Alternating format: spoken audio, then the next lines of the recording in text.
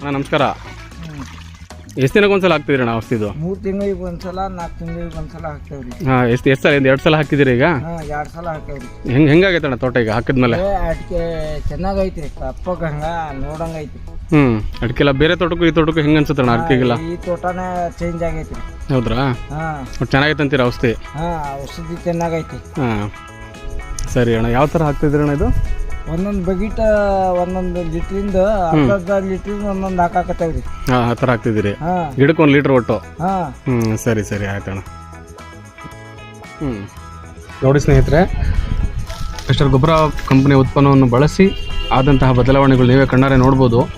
ಗರಿಗಳ ಉದ್ದ ಆಗಲಿ, ಗೊನೆಗಳು ನಡೀತಿರೋ ಹಿಂಗಾರುಗಳಾಗಲಿ ಯಾವ ರೀತಿ ಇದೆ ಅಂತ ನೀವೇ ನೋಡಿ. ಹಾಗೆ ಆಮೇಲೆ ಇದರಲ್ಲಿ ಗರಿಗಳ ಸಂಖ್ಯೆ ನೋಡ್ಬೋದು ನೀವು ಯಾವ ರೀತಿ ಇದೆ ಅಂಥೇಳಿ. ಹಾಕ್ತಿದ್ದಾರೆ ನೋಡಿ ಇಲ್ಲಿ ಮಿಸ್ಟರ್ ಗೊಬ್ಬರ ಕಂಪನಿ ಉತ್ಪನ್ನವನ್ನು ಹಾಕ್ತಿದ್ದಾರೆ.